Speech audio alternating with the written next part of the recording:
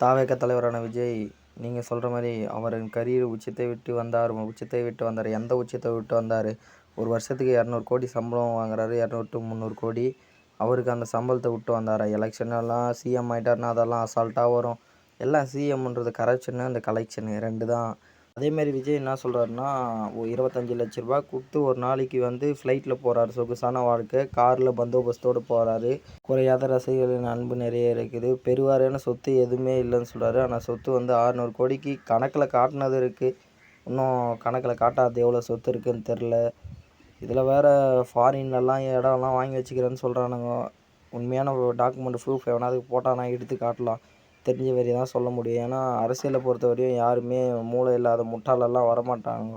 எல்லோரும் நம்மள முட்டாளாக்கிறதுக்கு மட்டும் தான் அரசியல் உள்ளே வர்றது. இதில் தாவேகா தலைவர் எல்லாரையும் தீய சக்தி தூய சக்தின்னு சொல்லிட்டு ஏமாற்றி ஊரெல்லாம் ஏமாற்றினுக்கிறாரு. இவனுங்களும் நம்பின்னு போயின்னுக்கிறானுங்க பின்னாடி. பார்க்கலாம் என்ன தான் நடக்குதுன்னு. உங்களுக்கு ஏதாவது இதில் கருத்து ஏதாவது தோணுச்சுன்னா கமெண்ட் பண்ணுங்கள்.